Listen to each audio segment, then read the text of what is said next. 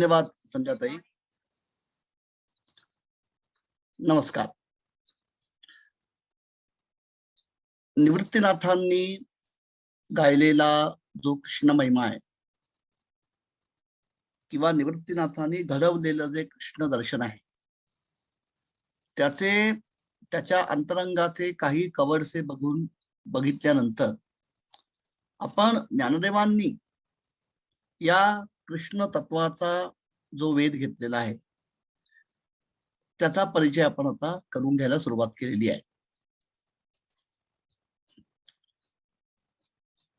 मुळामध्ये आपल्या मागच्या संवादादरम्यान मी जे आपल्याशी बोललो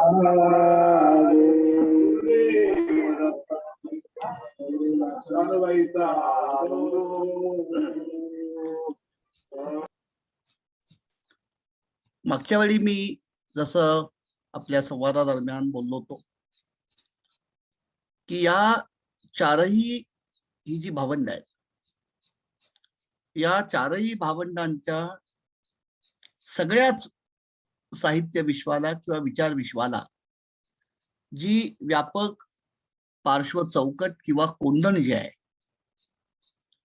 ते कोंदण हे शांभवाद्वयाचं आहे. ही भूमिका मनामध्ये स्थिर ठेवूनच आपल्याला निवृत्तीनाथ, ज्ञानदेव, सोपानदेव आणि मुक्ताई यांच्या विचार विश्वाचा मागोवा हा आपल्याला घ्यावा लागतो. साहजिकच या चारही भावंडांनी जे कृष्ण दर्शन मांडलेलं आहे त्या कृष्ण दर्शनाचं सुद्धा वैशिष्ट्य समजावून घेत असताना ही जी शांभवाद्वयाची पार्श्वपीठिका आहे तिचं अवधान आपल्याला सोडून चालत.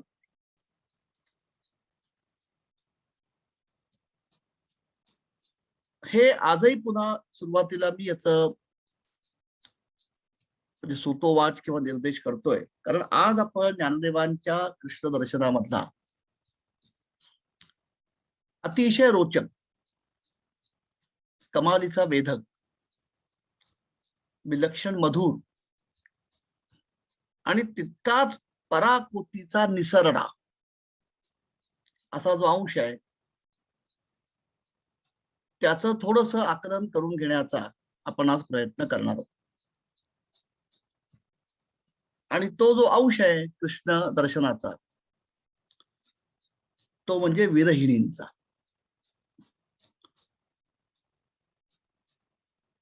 ज्ञानदेव म्हटल्यानंतर ज्ञानदेवांच्या विरहिण्या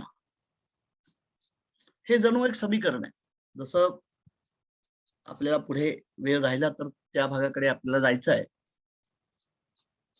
म्हणजे नाथ किंवा निळोबाराय हे जे दोन उत्तुंग व्यक्तिमत्व आहेत या भगवत धर्मातल्या परंपरेतली यांचं नाव घेतलं की गवळण हा जो अभंग प्रकार आहे हा ओठी येतोच. इतकं हा जो फॉर्म आहे किंवा हा जो आदिबंध आहे गवळण ह्या अभंग प्रकाराचा याच्यावर ह्या दोघांची विलक्षण छाप आहे, नाथांची आणि निळोबारायांची. त्याच गवळणींचं आणखी एक पैलू, आणखी एक परिमाण किंवा आणखी एक आयाम असणारा ह्याच गटातला जो अभंग प्रकार आहे त्याचं वर्गीकरण आपण करतो विरहिणी या शब्दाने. हा जो मूळ शब्द आहे विरहिणी याचं बोली भाषेतलं रूप आहे विराणी. काही आमचे सांप्रदायिक कीर्तनकार जे आहेत ते विरहिणी आणि विराणी या दोन बाबी वेगळ्या आहेत. दोनचा गाभा हा निराळा आहे असं मानतात. विरहिणी ही वंचितता, त्या वंचिततेमधून किंवा विरहामधून निर्माण होणारी वेदना, त्या वेदनेपायी येणार तन मनाला विकळपण याचं सूचन घडवते. तर हे केवळ ध्वनी साधर्म्य आहे बरं का. विराणी ही कुठेतरी वीररसाचा प्रत्यय आणून देते अशी धारणा आहे. मी हे कीर्तनामध्ये ऐकलेलं आहे म्हणून मी फक्त हा मुद्दा इथे उद्धृत करतोय की मूलतः विरहिणी किंवा विराणी हे वेगळे प्रकार नाहीत. विराणी हे विरहिणी या मूळ संस्कृतोद्भव शब्दाचं प्राकृतामधलं किंवा बोली भाषेमधलं रूप आहे. दोन्हीचा अर्थ एकच. हा जो अभंग प्रकार आहे ज्ञानदेवांच्या अभंगांच्या मधला, इथे वैशिष्ट्य ज्ञानदेवांचं असं आहे की विरहिणी म्हटलं की ती ज्ञानदेवांची, असं एक आपल्या अबोध मनामध्ये समीकरण झालेलं आहे.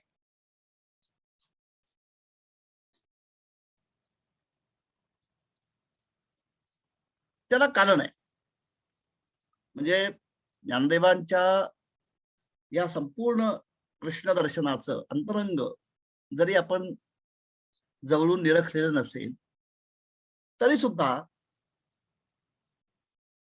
एक 3-4 अभंग जे आदरणीय लताबाईंनी किंवा आशाताईंनी अजरामर केलेले आहेत ज्ञानदेवांचे. म्हणजे पहिलं तो गे काऊ कोकत आहे, शकुन गे माये सांगत आहे, किंवा पांडुरंग कांती दिव्य तेज झळकती, किंवा आपल्या सगळ्यांच्या परिचयाची जी अत्यंत गोड रचना आहे, घनु वाजे घुणघुणा वारा बाहेर नुसुणा भवतारकू हा कान्हा वेगी भीतवा. यासारख्या रचना ज्या आहेत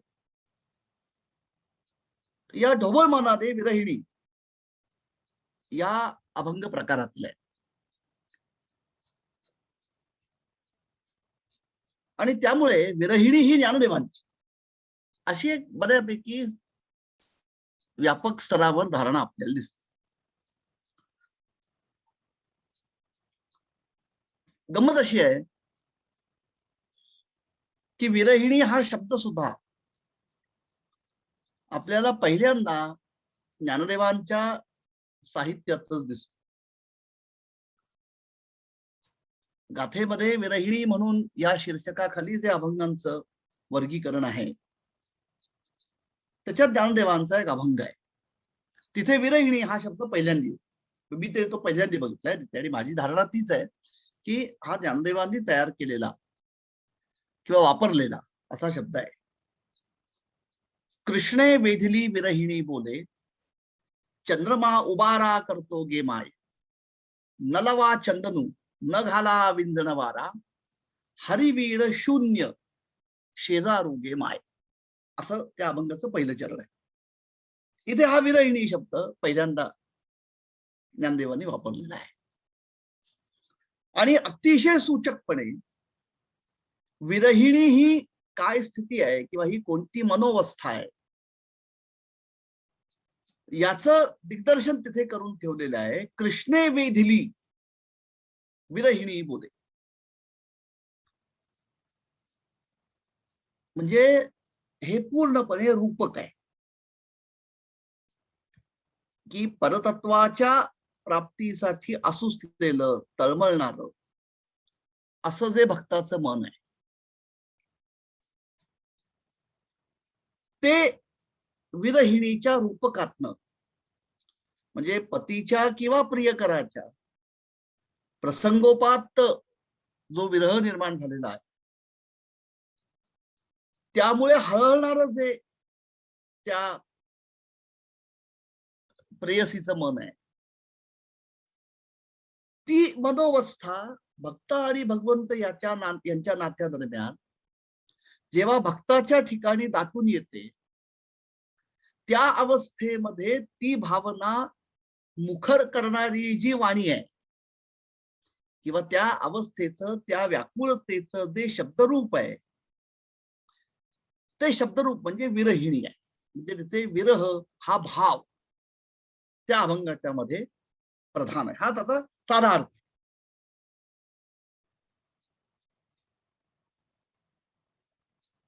इथे गंमत आहे मोठी, आणि ही मी अगदी आता नम्रपणे सुरुवातीलाच नमूद करतो की ह्या अभंग प्रकाराबद्दल किंवा विरहिणी हे जे वैशिष्ट्यपूर्ण एक अभंगाचं दर्शन आहे,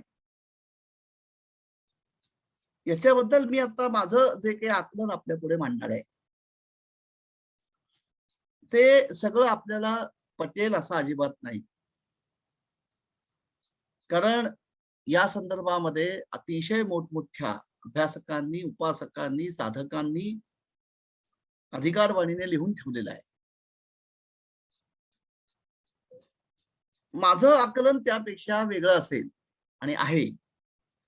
तर आपण फक्त ते आपण हा जो अभ्यासाचा या ठिकाणी सगळा घाट घातलेला आहे, त्या अभ्यासाची अभ्यासापुरती केलेली चर्चा या भावनेनेच आपण ते ऐकावं, स्वीकारावं असं मी म्हणत नाही अजिबात.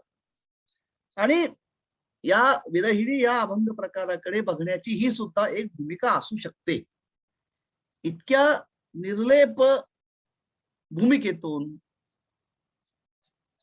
आजचा आपला संवाद आपण ऐकावा अशी मी सुरुवातीलाच अत्यंत नम्र विनंती करतो आपल्याला. त्याचं कारण असं आहे की विरहिणी किंवा विरही भक्त ही जी भक्तीमधली एक अवस्था आहे. म्हणजे आपण सगळे अभ्यासक आहात इथे, श्रोत्यांमध्ये तर खूपच, त्याच्याबद्दल वादच नाही. म्हणजे त्या व्यासंगाबद्दल, वर्षानुवर्षाच्या वाचनाबद्दल, चिंतनाबद्दल जे माझ्यापेक्षा अनेक पटीने सरस लोक श्रोत्यांमध्ये आहेत.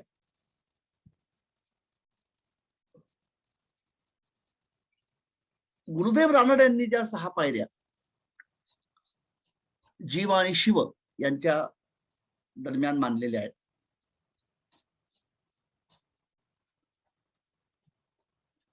त्याच्यामध्ये मुमुक्षु,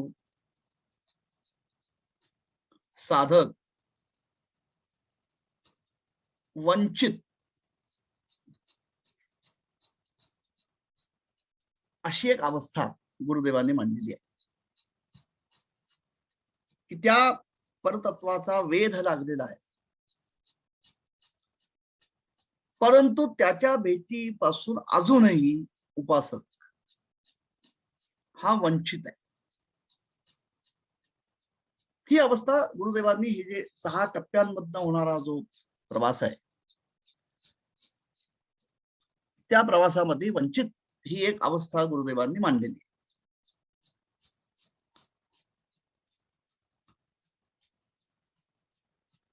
वंचित आणि विरही याच्यामध्ये सूक्ष्म फरक आहे, आणि तो अगदी याच्यात फार शब्दाचा आपल्याला कीस काढण्याची सुद्धा गरज नाही.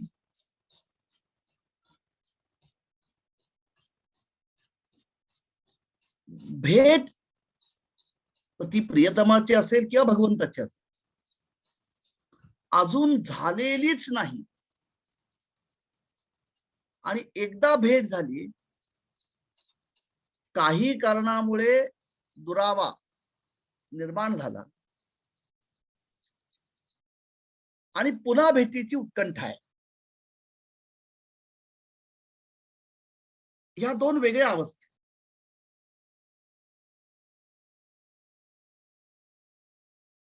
वंचित ही अवस्था मुक्कामाला पोचण्याच्या आधीचा टप्पा.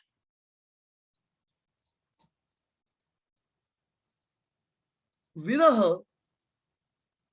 हा एकदा भेट होऊन पुन्हा दुरावा निर्माण झालाय, म्हणजे जे गाठायचं आहे तिथे एकदा साधक जाऊन पोचलेला आहे, आणि प्रसंगोपात किंवा कारणामुळे, काही कारणामुळे पुन्हा तो तिथून दुरावलेला आहे, आणि एकदा त्या सामरस्याची गोडी चाखलेली असल्यामुळे पुन्हा त्या अवस्थेला पोचण्यासाठी तो तळमळतोय. म्हणून विरह ही जी अवस्था आहे ही वंचिततेपेक्षा वेगळी आहे. आणि त्यामुळे हे असं असल्यामुळे विरह किंवा विरहिणी ही जी भक्तीच्या वाटचाली दरम्यानची एक स्थिती किंवा अवस्था किंवा दशा आहे, हिचं वर्णन अनेक अभ्यासकांनी, उपासकांनी, साधकांनी, सिद्धांनी सुद्धा ज्ञानोत्तर भक्ती अशा शब्दांनी केलेलं, की कठोर साधने अंती तो साधक परतत्वाशी एकरूप होतो. ते जे ऐक्य आहे, ते जे सामरस्य आहे, ते जे अद्वैत आहे, त्याचा आनंद तो उपभोगतो. पण त्याच वेळी द्वैतामधला जो गोडावा आहे प्रेमाचा, तो गोडवा किंवा तो ओलावा अनुभवण्यासाठी पुन्हा तिथे द्वैत कल्पिलं जातं. आणि मग त्या सामरस्याच्या अवस्थेमधून स्वेच्छेने पृथक अस्तित्व पुन्हा स्वीकारायचं किंवा मानायचं.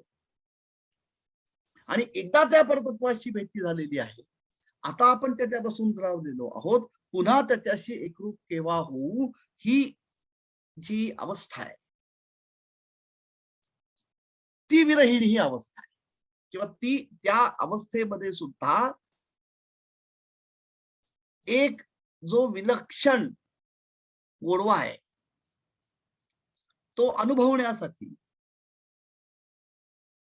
भक्त किंवा आता त्या अवस्थेमध्ये स्वतः परतत्व किंवा स्वतः भगवंत, म्हणजे हा उभय दिश अशा प्रकारचा नातेसंबंध आहे बरं.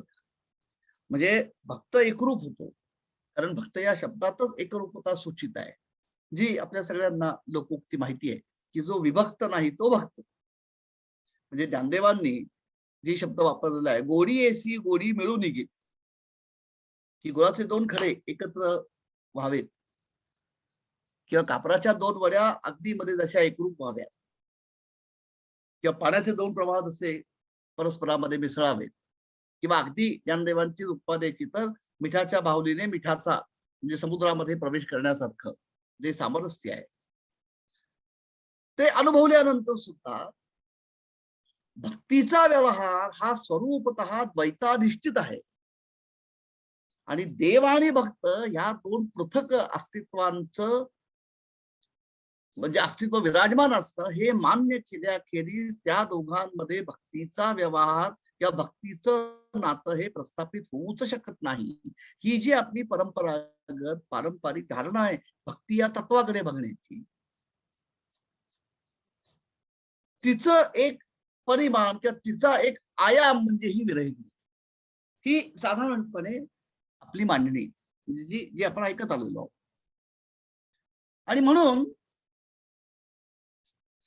आराध्य दैवताशी किंवा परतत्वाशी पूर्ण ऐक्य साधल्यानंतर, की ज्या अवस्थेमध्ये भक्त आणि भगवंत या दोनही पदार्थांना वास्तवात काहीही अर्थ उरत नाही, कारण दोन्ही एकच होतात.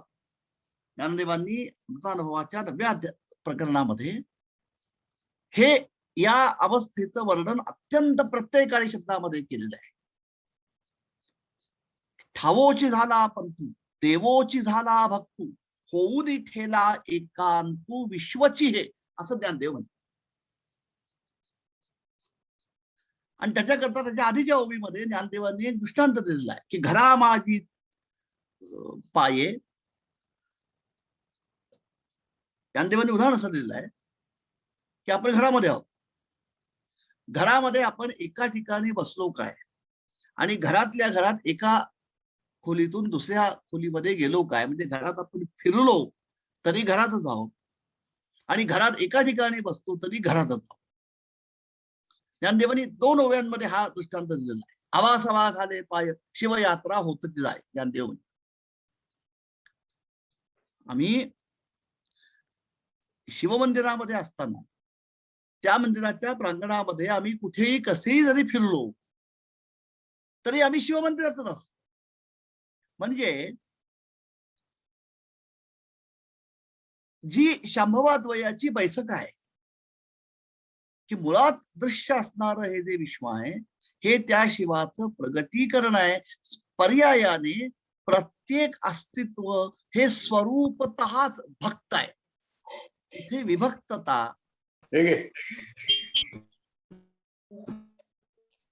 विभक्तता ही कल्पनेत सुद्धा संभवत नाही, किंबहुना त्याला अर्थच नाही. ही जी भूमिका आहे शांभवाद्वयाची, त्या भूमिकेमध्ये जर आपण विरहिणींचा विचार करायला लागलो तर मात्र तिथे जर आपल्याला थोडं विचारात पडलं आणि ते एवढं करता होतं की ही विरहिणी मागची आपली पारंपरिक धारणा आहे की आधी ऐक्य आहे, संगोपात झालेला दुरावा आहे निर्माण, आणि पुन्हा ऐक्याची किंवा मिलनाची असोशी आहे. या अवस्थेचं प्रतिबिंब जिथे पडलेलं आहे, ज्या अभंगांच्या मध्ये पडलेलं आहे, किंवा ही अवस्था जिथे शब्दरूप होऊन प्रगट केली आहे, त्या अभंग प्रकाराला किंवा तो भाव व्यक्त करणाऱ्या रचनेला आम्ही विरहिणी म्हणतो. आणि मग ज्ञानदेवांच्या विचार विश्वाचा आणि भक्तीच्या संदर्भातील पारंपरिक आमची जी धारणा आहे की भक्ती ही द्वैताधिष्ठितच आहे. देव आणि त्याचा उपासक असणारा भक्त या दोघांचं पृथक किंवा वेगळं अस्तित्व मानल्याखेरीज भक्तीचा व्यवहार तिथे उपस्थितच होत नाही. ही भक्तीकडे बघण्याची आमची पारंपरिक धारणा. आणि एरवी तिथी ना चौथी हे पहिली ना सरती पै माझी स्वरूप स्थिती भक्तिनाम हे ज्ञानदेवांचं म्हणणं. या दोहोंची सांगत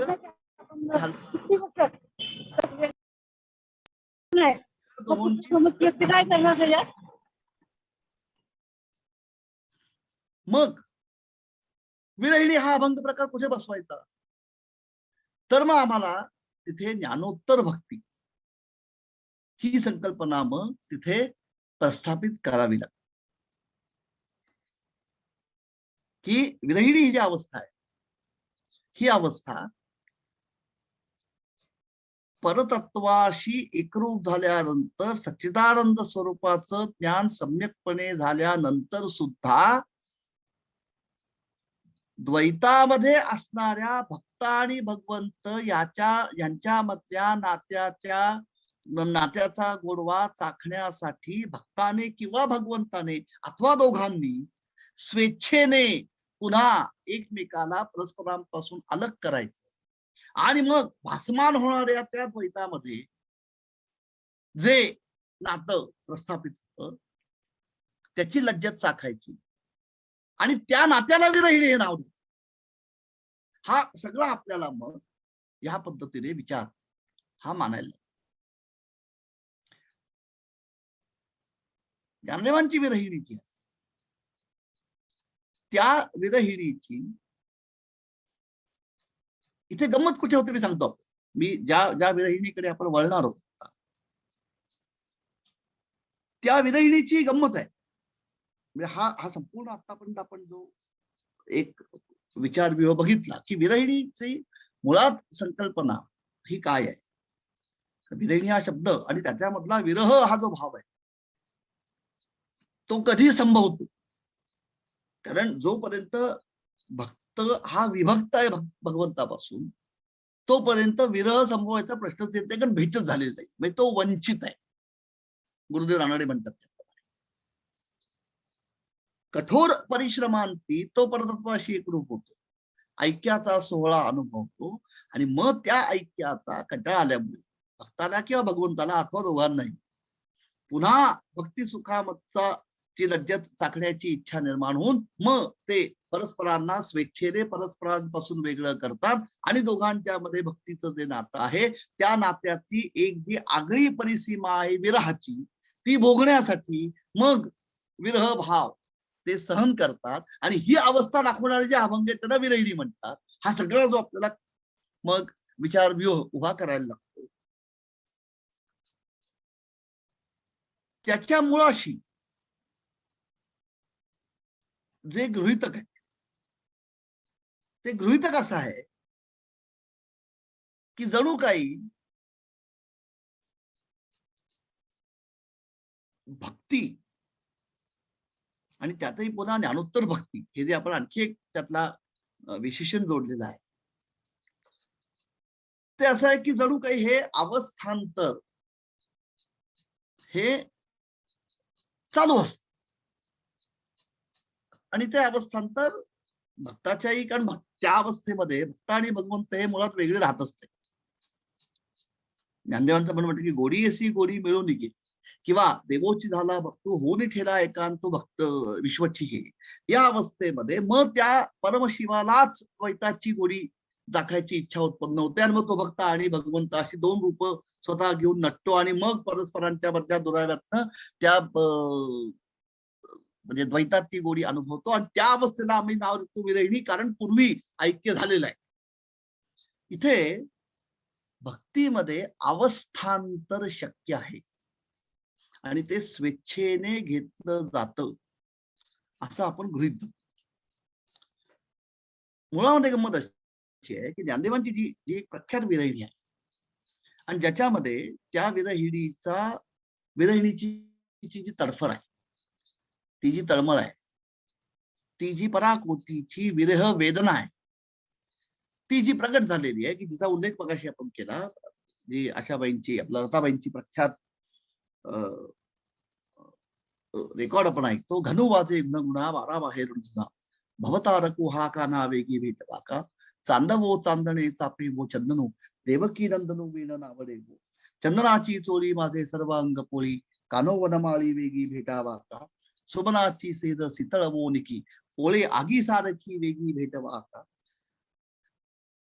तुम्ही गात सा सुस्वरे ऐको नेदावी उत्तरे कोकिळे वर्जावे तुम्ही बाई यानो, ही सगळी अवस्था जी आहे ही त्या विरहिणीची जी शारीर तळमळ आहे, कारण तिचं मन त्या कृष्ण तत्वाने वेधलेलं आहे. दुरावा निर्माण झाला असल्यामुळे ती पुन्हा ऐक्यासाठी आसुसलेली आहे असा भाव गृहीत धरून आम्ही या अभंगाकडे बघतो. हे मानायला हरकत नाही. अडचण कुठे आहे ती सांगतो. अडचण शेवटच्या चरणामध्ये. शेवटच्या चरणामध्ये ज्ञानदेव असं म्हणतात, दर्पणी पाहता रूप न दिसे वो आपले बाप रखुमा देवी वरू विठ्ठले माझा आईसे केले. दर्पणी पाहता रूप न दिसे वो आपले बाप रखुमा देवी वरू विठ्ठले मजा आईसे केले. हा चरण मनात ठेवा. मी ह्यालाच समांतर दुसरा चरण ज्ञानदेवांच्याच अभंगातला जो आशाबाईंनी गायलेला आहे की पांडुरंग कांती दिव्य तेज झळकती रत्नकेळ फाकती प्रभात अगणित लावण्य तेज पुंजारले नवरनवे तेथी शोभा कानडावो विठ्ठलू कर्नाटकू तेडे मजलावी अलावी खोळ बुंथी घेऊनी खुडाची पालवी आळविल्याने दिसातू. अभंगाचं ते तिसरं चरण आहे. ते शब्द लक्षात घ्या. पाया पडू गेले तव पाऊलची न दिसे उभाची स्वयंवा समोर की पाठी मोरा न कळे टकची पडिले कैसे क्षेमा लागी जीव उता वेळ माझा म्हणून स्फुरताती बाहो क्षेम देऊ गेले तव मीची मी एकली असा मला जीवरावो करलावो विठ्ठलू कर्नाटकू तेने मजलावी याला वेचू. हे 3 चरण शेजारी शेजारी ठेवून बघू. दर्पणी पाहता रूप न दिसे वो आपले, बाप रखुमा देवी बरू विठ्ठले मजा ऐसे केले, पाया पडू गेले तव पाऊलची न दिसे उभाची स्वयंभू असे, समोर के पाठी मोरा न कळे टकची पडिले कैसे, क्षेमा लागी जीव उता वेळ माझा मनोनी स्फुरता ती बाहू, क्षेम देऊ गेले तव बीच मी एकली असा मला जीवराव.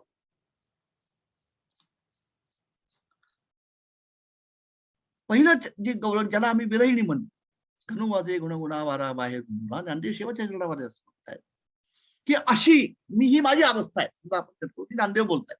हे प्रथम पुरुषी एक वचनी कथन आहे असं आपण म्हणतो की ज्ञानदेव म्हणतात माझी अवस्था अशी आहे की तुम्ही गात सुस्वरे ऐकून जावे उत्तरे कोकिळे वर जावे तुम्ही बाई चंदनाची चोळी माझे सर्व अंग पोळी कारू वनमाळी वेगी भेटवा का, सुमनाची सेज शीतळ नेकी पोळे आगी सादेखी वेगी विझवा का. म्हणजे सगळ्या प्रकारचे शरीराला म्हणजे परतत्वाशी ऐक्य पावण्यासाठी आसुसलेली जी वृत्ती आहे, त्या वृत्तीच्या ठिकाणी असणारी जी असोशी आहे, त्या असोशी पायी शारीर अवस्थेमध्ये होणारी जी तगमग आहे, ती ज्ञानदेवांनी संपूर्ण पहिल्या 3 चरणांच्या मध्ये मांडली. अशी ती असा तो भक्त. ज्ञानदेव म्हणतात मी आरशासमोर उभे राहिले. आता आरशामध्ये प्रतिबिंब दिसतात. हा साधा नियम आपल्या सगळ्यांना माहिती आहे, काही म्हणजे फार दिव्य नाही. फक्त डावीकडचं उजवीकडे दिसतं, उजवीकडचं डावीकडे दिसतं, एवढाच फरक. पण जसं बिंब आहे तसं प्रतिबिंब आरशामध्ये उमटतं. आता इथे गंमत काय झाली बघा, इतकी तीव्र जी भेटीची असोशी आहे. मी याला एक फक्त तुकोबांचं उदाहरण देऊन शेवटी याचा उलगडा होईल आपल्याला. ही जी भेटीची त्या भक्ताला लागलेली तीव्र तळमळ आहे. मला माहित नाही की याला वंचित म्हणायचं का विरही म्हणायचं, हे मला, कारण अभंगामध्ये आता कुठेही त्याची स्पष्टता येत नाही. आम्ही ज्याने कोणी वर्गीकरण केलंय त्याने त्याला विरहिणी असं नाव देऊन हा अभंग त्या शीर्षकाखाली घातलेला आहे. मला अत्यंत प्रामाणिकपणे असं वाटतं की अभंगाचे जर आपण शब्द बघितले तर हा भक्त वंचित आहे का विरही आहे याचा कुठेही पत्ता लागत नाही. शेवटचं चरण जे आहे तिथे गंमत आहे. आणि म्हणून माझी आपल्याला विनंती आहे की या सगळ्या प्रकाराकडे जे आपल्या माझी विनवणी जी आहे की अद्वयाची चौकट जर सोडून आपण ज्ञानदेवांचे किंवा या चारही भावंडांचे अभंग बघायला लागलो तर फार गफलत होतो. त्या चौकटीमध्ये जर बघितलं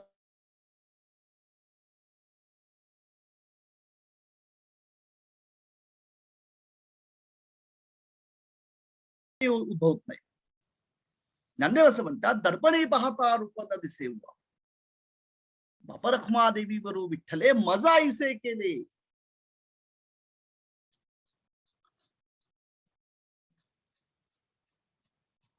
आरशामध्ये प्रतिबिंब जे उमटलं, ज्ञानदेव म्हणतात ते मी नावाच्या कोणत्या पदार्थाचं किंवा पृथक अस्तित्वाचं उमटलं नाही.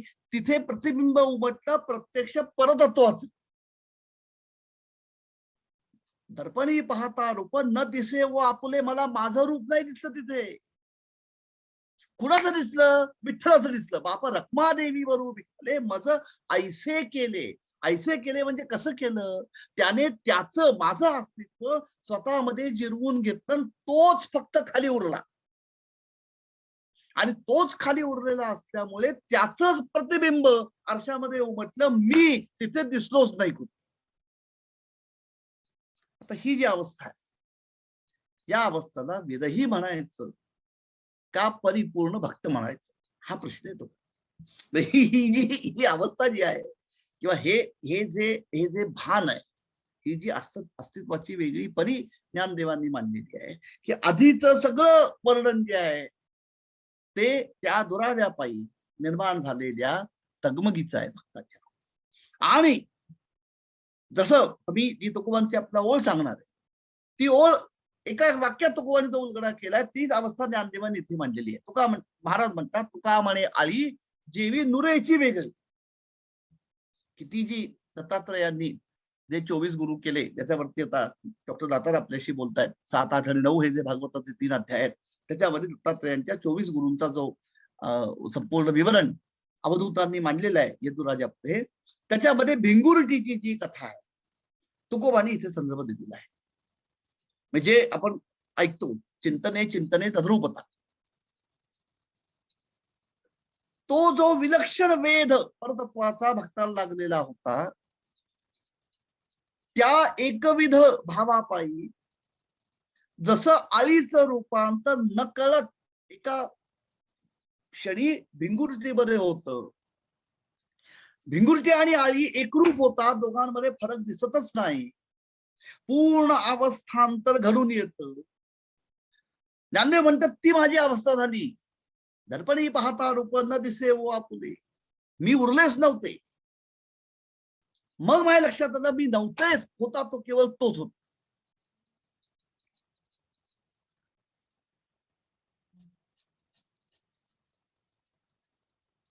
ही जी अवस्था आहे ही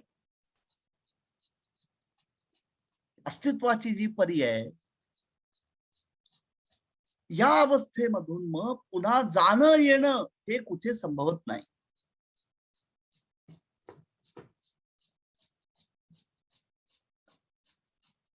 जी भक्तीची जी व्याख्या ज्ञानदेवांनी केली ही भगवंताने गीतेमध्ये आर्त, अर्थार्थी, जिज्ञासू आणि ज्ञानी असे 4 भक्ताचे जे प्रकार केलेले आहेत त्यातली 4थी पदी जी आहे,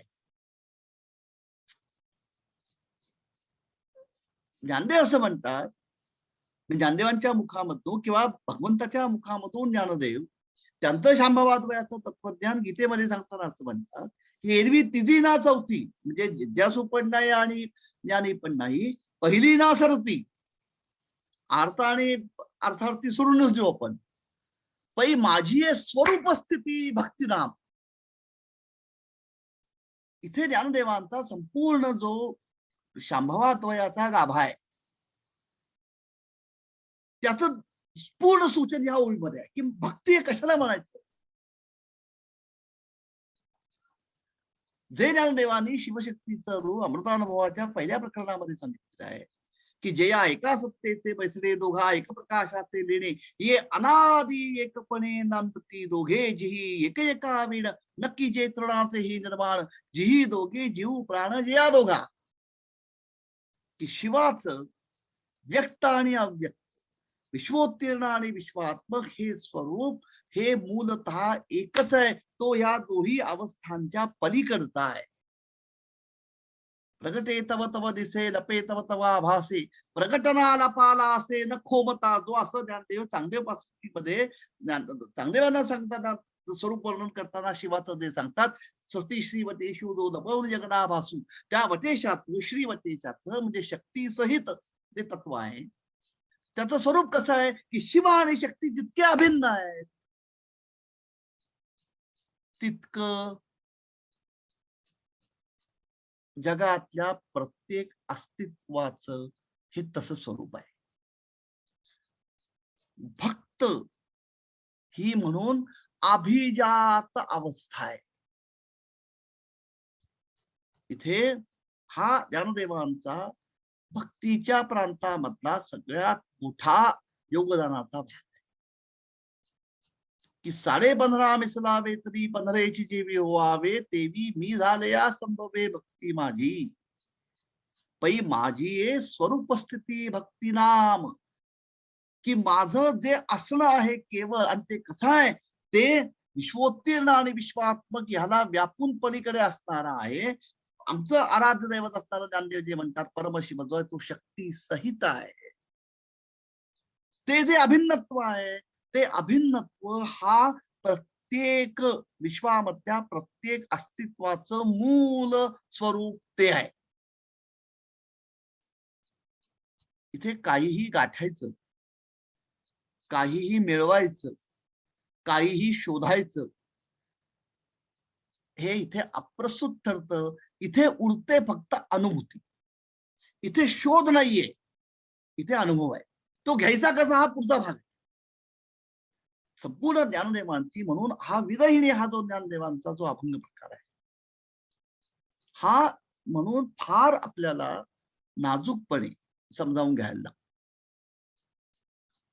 की इथे ही जी आपली अत्यंत ढोबळ आपण जी धारणा करून ठेवलेली आहे की आधी तो साधक आहे, मुमुक्षु आहे, मग तो वंचित आहे, मग तो सिद्ध होतो, जीवनमुक्त होतो. ही जी आपली मांडणी आहे ती चुकीची असं नाही म्हणत. ती फक्त ज्ञानदेवांची, म्हणून मी सुरुवातच आपण आज की शांभवाद्वयाची जी चौकट आहे, त्या चौकटीमध्ये जर आपण ज्ञानदेवांनी मांडलेलं कृष्ण दर्शन आपल्याला समजावून घ्यायचं असेल आणि ते तसं समजावून घ्यावं लागतं, तर मग आपल्याला विरहिणी या संकल्पनेचा फार वेगळ्या पद्धतीने मग अर्थ हा समजावून घेणं भाग पडतं. ही पटकन ही ज्ञानोत्तर भक्ती आहे असं म्हणून म्हणजे तो मी कुणाही बद्दल अनधिकाराने बोलत नाही.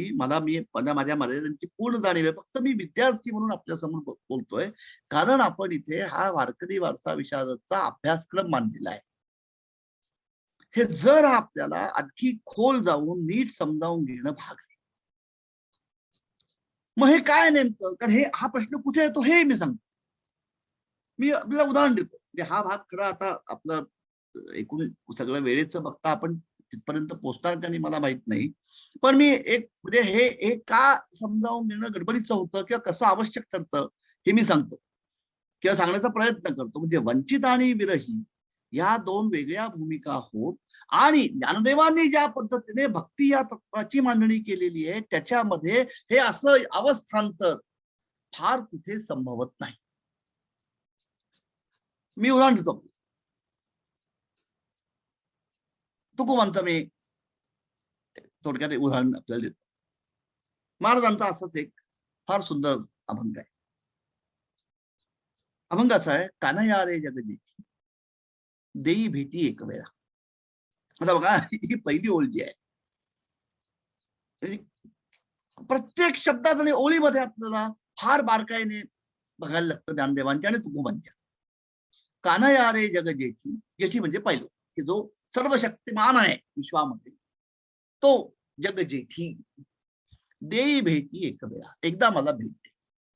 आता ही जी अवस्था आहे ही साधी आपण म्हणू की हे दिसतंय ना की अजून भेट झाली दिसतंय, म्हणून तर तो विनवणी करतोय. ती गौरव विनवणी करते, ती गोपिका विनवणी करते. कान्हया रे जगजेठी, तू सर्वश्रेष्ठ आहेस, तू सर्वशक्तिमान आहेस, तुझ्या मनात येईल तसं तू घडामोडी, तुकोबा जसं म्हणतात तसं घडीमोडी हेरा मात्रे पापपुण्य संचिता, वृक्षाची पान हाल ज्याची सत्ता राहिली हंता मग कुठे, असा तू शक्तिमान आहेस, एक कृपा कर देई भेटी एक वेळा. काय मोकली देवनी सावजांनी वेली. हे पुन्हा रूपक आहे की या देहरूपी किंवा संसाररूपी जगरूपी वनामध्ये तू मला मोकललायस, म्हणजे एकट्याला सोडून दिलेला आहेस. जत्रेमध्ये जसा आई बापाचा हात सुटल्यानंतर लहान पोराची जशी अवस्था होती की कोणी परिचित नाही, एकट्या मी आहे, तू मला मोकललायस म्हणजे निराधार करून जणू सोडून दिलेला आहेस. सावजांनी वेली. मग आता सावज याचं कसंही आपण अर्थ, ईश्वर रिपुळे सावध आहेत, घरा समाजातली बाकीच्या सगळ्या वृत्ती प्रवृत्ती ह्या सगळ्या सावध म्हणजे एका अर्थाने आपली शिकार करण्याकरता टिपून बसलेली आहेत. पुढचं चरण जे आहे ना ते फार महत्वाचं आहे की जिथे आपल्याला विरह आणि वंचितता यातला फरक तुकोबांच्या अभंगामध्ये स्पष्ट दिसतो. तिसरं चरण असं आहे, येथवरी होता संग अंगे अंग लपवले. बघा, अतिशय अर्थवाही, अतिशय प्रगल्भ आणि अतिशय मार्मिक चरण आहे अभंग. ती गोपिका तुकोबांच्या म्हणजे तुकोबा त्या गोपिकेच्या भूमिकेतनं असं बोलतायत की कृष्णा, कान्हा, येथवरी होता संग अंगे अंग लपवी. म्हणजे इतका वेळ तू मी होतो, तू मला चारी बाजूंनी चारी भुजांनी तू मला आलिंगन दिलं असल्यामुळे मी तुझ्या आलिंगनामध्ये पूर्णपणे एकरूप झालेलो होतो. तुकोबांनी हा असा भाव व्यक्त केलाय. पण महाराजांचा एक फार गोड अभंग आहे. येई वो विठ्ठले विश्व जीवन कले, सुंदर घन निळे पांडुरंगे, येई वो विठ्ठले करुणा कल्लोळे, जीव तळमळे भेटीसाठी. महाराज असं म्हणतात की चारी भुजा पसरून मला तू आपलासा करून घे. तुका म्हणे धाव घाली विठाबाई, क्षेम चहू बाही देई मज. तुझ्या चारी हातांनी मला तो कर करून भेट. ती गोपी असं म्हणते, इतका वेळ, तो गोपीच्या माध्यमात तो भक्त असं म्हणतो, अरे इतका वेळ मी तुझ्याशी एकरूप झालेलो होतो, जणू तुझ्या मिठीमध्ये मी विसावलेलो होतो. येथवरी होता संग, अंगे अंग लपविले. तू मला चारी भुजांनी कवचाळून हृदयाशी धरलेला असल्यामुळे तुझ्याशी मी पूर्णपणे एकरूप झालो होतो. मी झाकला गेलो होतो तुझ्या रूपात. मग काय झाली गंमत? शेवटचं चरण महाराजांचा असा आहे, तुका म्हणे पाहिले मागे तेवढ्या वेगे अंतर. तो साधक असं म्हणतो की निसत्या काही क्षणांपुरतं देवा मी तुझ्याशी एकरूप झालेलो होतो. त्या ऐक्याची गोडी मी अनुभवलेली होती. पण तेवढ्यात तुका म्हणे पाहिले मागे एवढ्या वेगे अंतरून, कान्हया रे जग जेठी देई भेटी एक वेळा. तिसरं आणि चौथं चरण जे आहे तिथे विरहावस्था दिसते. येथवरी होता संग, अंगे अंग लपविले. तुका म्हणे पाहिले मागे एवढ्या वेगे अंतर. ही विरहाची अवस्था. येथवरी होता संग, अंगे अंग लपविले, भेट झालेली आहे. तुका म्हणे पाहिले मागे एवढ्या वेगे अंतरला. मी काही काळ तुझ्याशी एकरूप झालो होतो. काहीतरी पुरा उपाधी मध्ये आली, काहीतरी मोह लौकिकातला मला हाक मारत राहिला. तुझ्याशी तद्रूप झालेली माझी वृत्ती काही क्षण का होईना तुझ्यापासून विन्मुख झाली, तुझ्यापासून दूर आली आणि तू अंतरलास. कान्हया रे जग जेठी देई भेटी एक वेळा. ही शुद्ध आणि विशुद्ध अशी विरहाची अवस्था आहे. पण याचा अर्थ काय आहे? याचा अर्थ असा आहे की अजूनही मार्गक्रमण चालू आहे. भक्ती किंवा ऐक्य हा अजूनही स्थायी भाव बनायचा आहे. तुकोबांचा मी पुन्हा आपल्याला शब्द सांगतो. महाराजांचा जो दिव्य अभंग आहे की भक्ती तो कठीण शुळावरील पोळी, निवडे तो बळी विरळा शूर, जेथे पाहे तेथे देखीचा पर्वत, पायाविण भिंत तातडीची. तिसरं चरण असं आहे, कमावले तरी पाका ओज चढे, रुची आणि जोडे श्लाघ्यता आहे. लाडू करण्याचा पाक जर शुद्ध कमावलेला असेल, चांगला गोळीबंद झालेला असेल, तर जसं पाकाच्या भांड्यामध्ये हात बुडवून जेव्हा ती चतुर गृहिणी तो पाक गोळीबंद चांगला कमावून तयार झालाय का नाही जेव्हा बघण्याकरता, त्याची पाकाची परीक्षा घेण्याकरता जेव्हा पाकाच्या पातेल्यामध्ये हात बुडवते आणि मग तर्जनी आणि अंगठा हे एकमेकापासून जेव्हा ती पुन्हा विलग करते, तेव्हा दोन्हीच्या मध्ये त्या पाकाची धार जर अखंड राहिलेली असेल तर तो पाक गोळीबंद म्हणजे तयार झाला असं जाणवावं. म्हणजे जरी भक्त आणि भगवंत देहाने वेगळे दिसले तरी दोघांच्या मध्ये सामरस्याची तार जर अखंड असेल, महाराज म्हणतात त्याला म्हणावं भक्ती. सामरस्य टिकून आहे. अवस्था एकच आहे आणि ती एकदाच प्राप्त. हा गोळीबंद पाक जोपर्यंत पाक गोळीबंद होत नाही तोपर्यंत ते ढवळत बसावी. ती सगळी साधनेची म्हणजे एका अर्थाने ज्ञानपूर्व साधनेची अवस्था आहे. विरह किंवा ज्ञानदेवांची विरहिणी जी आहे, म्हणून मी म्हटलं की ही विरहिणी समजावून घेताना इतक्या ढोबळ पद्धतीने पटकन वर्गीकरण करून टाकलं ज्ञानोत्तर भक्ती आहे हे म्हणणं सोपं आहे. पण मी म्हटल्याप्रमाणे जर आपण अभंगांचा अंतरंग ज्ञान देवांच्या, मी पुन्हा उदाहरण देतो. आपण वेळ राहिला तर पुढच्या वेळी ह्याच्याकडे ह्या भागाकडे पुन्हा येणार आहोत. मी उदाहरण पुन्हा देतो. तुकोबांच्या अभंग गाथेमध्ये 25 अभंग असे आहेत की ज्या अभंगांना तिथे विराणी असा शब्द की पूर्णपणे तो भाव व्यक्त करणारी जे अभंग आहेत तुकोबांचे ते आहेत. हा त्यातले सुद्धा अनेक विराणे आपण ऐकलेले आहेत. म्हणजे पुन्हा मी उदाहरण देतो. लताबाईंचं जे अभंगांचा तुकोबांचे अभंग लताबाईंनी जे गायलेले आहेत त्याच्यामधले ती रेकॉर्ड आपण 100 वेळा ऐकले असेल. हाची नेमा आता न फिरे माघारी, बैसले शेजारी गोविंदा, घर रिघी झाले पट्टराणी बळे, वरिले सावळे परब्रह्म, बलियाचा अंग संग झाला आता, हरपली भयचिंता तुका. आता म्हणजे मला माहिती याकडे सगळं शेवटी या पूर्वीच्या अभ्यासकांनी अधिकारी लोकांनी हे वर्गीकरण केलेलं आहे. हाची नेमा आता न फिरे माघारी, बैसले शेजारी गोविंदाचे, घर रिघी झाले पट्टराणी बळे, वरिले सावळे परब्रह्म, बलियाचा अंगसंग झाला झाला आता, नाही भय चिंता तुका म्हणे. त्याच्यात कुठे विरहाचा भाव आहे? इथे दिसतो तुकोबांचा अत्यंत प्रखर निर्धार. तो भक्त असा आहे, तो भक्त म्हणतो की मी आता अशा इरेसरीने त्या परतत्वाच्या शोधाला निघालेलो आहे की वाटेल ते झालं तरी मी आता पाऊल मागे घेणार नाही. हाची नेमा आता न फिरे माघारी.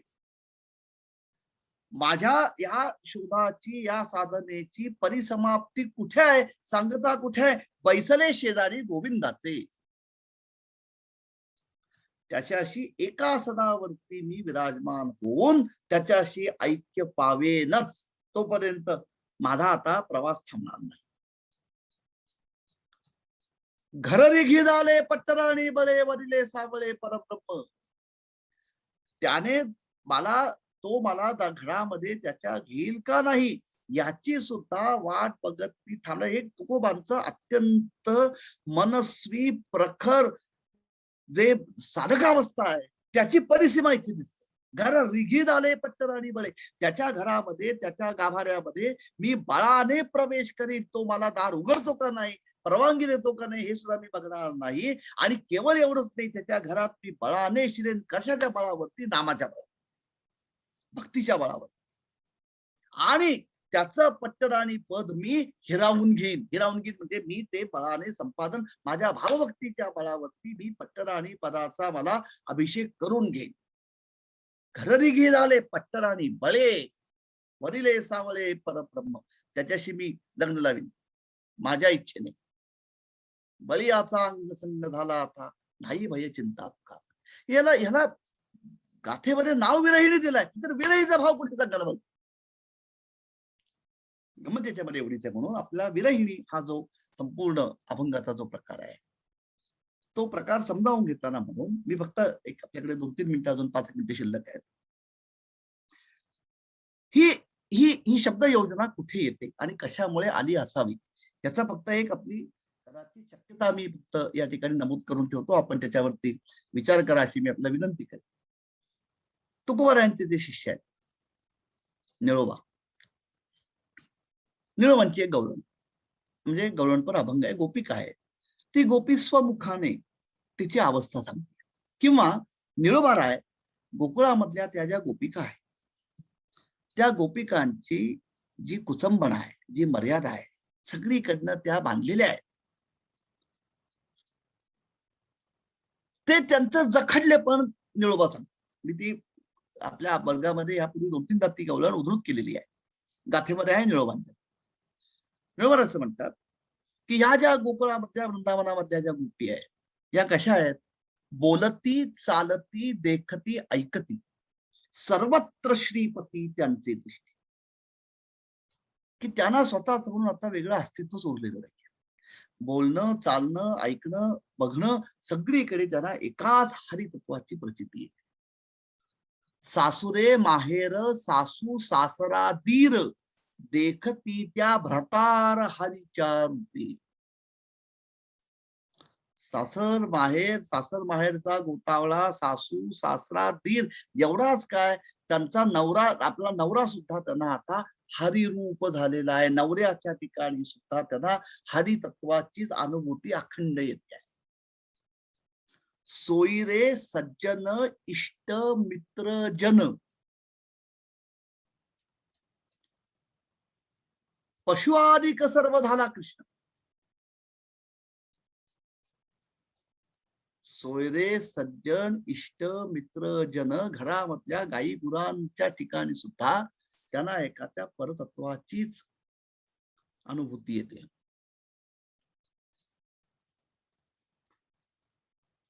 निळा म्हणे त्यांचे संपत्ती वैध पशु आदिक सर्व झाला. विसर्जन चुकलं बरं का माझं. सोयरे सज्जन इष्ट मित्र जन कन्या कुमरे धन कृष्ण गोत सगळं त्यांचं सर्वस्व कृष्ण झालेलं आहे. पण ही गवळण कशी आहे? ही मुळात सासूरवाशीन आहे.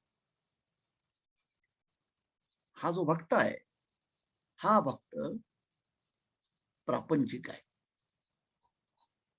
प्रपंचामध्ये त्याला हजार प्रकारच्या गोष्टी रोज करायला लागतात आणि त्या करत असताना भक्तीचं अनुसंधान ठेवणं, त्या परतत्वाचं अनुसंधान ठेवणं ही त्याची खरी कसोटी आहे. मी उदाहरण देतो. पुन्हा तुकोबांचा असंच एक अत्यंत सुंदर गवळण. हे मी का सांगतोय? विरहिणी आणि वंचित आणि मुळामध्ये भक्ती आणि आम्ही जी संकल्पना म्हणतो ज्ञानोत्तर भक्ती हे जरा नीट तपासून बघावं एवढी विनंती करण्याकरता तुकोबांचा एक फार सुंदर गवळण आहे बरं.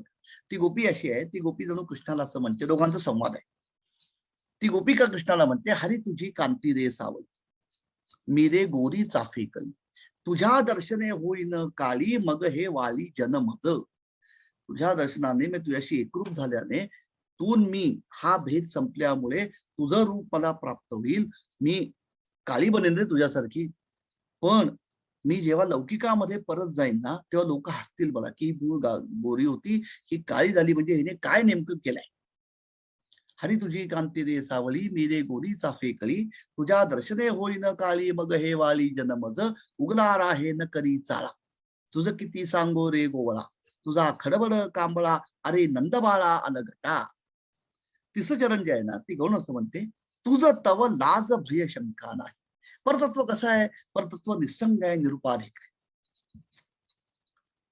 गौण म्हणते माझी अवस्था तशी नाही ना कृष्णा. भक्त म्हणतो तू परतत्व देवा तू निसंग आहेस, तू निरुपाधिक आहेस.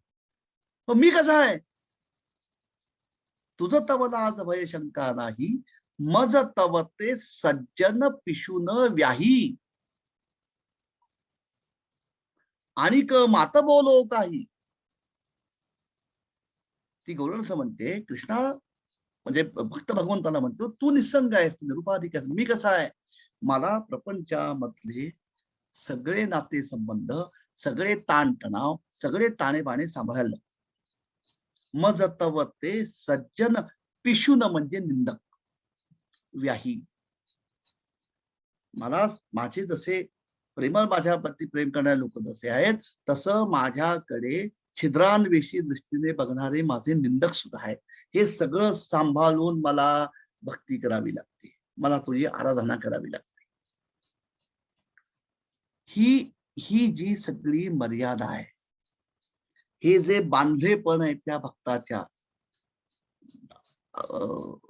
अवस्थेला किंवा त्या भक्ताच्या जीवनामधल्या या ज्या सगळ्या अडचणी या ज्या सगळ्या मर्यादा आहेत, ह्या मर्यादांनी आवळलेला जो भक्त आहे त्या भक्ताला जेव्हा एका क्षणी पराकोटीची तळमळ उत्कंठा परतत्वाच्या भेटीशी लागते तेव्हा ती अवस्था वंचित या शब्दाने सुद्धा पूर्णतः व्यक्त होत नाही. त्या वंचिततेची जी पुढची अवस्था आहे विरहाची, ती अवस्था किंवा ती स्थिती या भक्ताच्या अवस्थेला लागू पडते. पण तरी सुद्धा तो अजूनही साधक किंवा मुमुक्षु या अवस्थेतच आहे. ती त्या विरहिणी ही त्या वंचिततेची आणखी एक परी आहे. कारण एकदा तादात्म्य पावल्यानंतर ज्ञानदेव म्हणतात तसं दर्पणी पाहता रूप न दिसे बुवा पुढे बाप रखमा देवी वरू विठ्ठले मजाईसे केले. ही जी अवस्था आहे विरहिणीची, ही विरहिणीची अवस्था म्हणजे म्हणून मला फार याच्याबद्दल नेहमी प्रश्न पडतो आणि खूप मला याच्याबद्दल सांभाळून विचार करणं मी स्वतःला दरवेळी बजावत राहतो की हे खरोखर आपण म्हणतो तसं हे ज्ञानोत्तर भक्तीचं स्वरूप आहे का? ही परतत्वाच्या भेटीसाठी तळमळणाऱ्या वंचित अवस्थेची आणखी एक गहिरी परी आहे. मुळात एकदा भगवंताशी एकरूप झाल्यानंतर त्याच्यामध्ये अवस्थांतर ज्ञानदेवांच्या भक्ती विश्वामध्ये संभवतं का हा प्रश्न आहे. म्हणून विरहिणी या अभंग प्रकाराकडे बघताना ज्ञानदेवांचं जे अद्वयाचं संपूर्ण विचार विश्व आहे त्याची जी चौकट आहे तिचं भान हे आपल्याला पदोपदी राखावं लागतं अशी माझी आपल्याला अत्यंत एक नम्र विनंती आहे. या भूमिकेतनं आपल्याला जमेल तेवढा ज्ञानदेवांच्या कृष्ण दर्शनाचा मागोवा आपण पुढच्या चरणामध्ये घेऊ आणि तिथून मग आपण नामदेवरायांकडे बोलूया. आज आपण इथेच थांबू. धन्यवाद. आता विश्वात्मके देवी येणे वाग्यज्ञे तोषावे तोषोनी मजद्यावे असाय दान जे खळांची व्यंकटी सांडो तया सत्कर्मी रतिवाडो भूता परस्परे पडो मैत्र जीवाचे दुरितांचे तिमिर जाओ विश्वसधर्म सूर्य पाहू जो जे वांछिल तो ते लाभो प्राणी जात वर्षत सकळ मंगळी ईश्वर निष्ठांची मांदियाळी अनवरत भूमंडळी भेट तू भूता चला कल्पतरूंचे आरव चेतना चिंतामणींचे गाव बोलते जे अर्णव पियुषाचे चंद्रमेचे अलांछन मार्तंडचे तापहीन ते सर्वाही सदा सज्जन सोय रे होतु किंबहुना सर्व सुखी पूर्ण होनी तिन्ही लोकी भजी जो आदि पुरुखी अखंडित आणि ग्रंथोपजीवी विशेषी लोकी दृष्टा दृष्ट विजये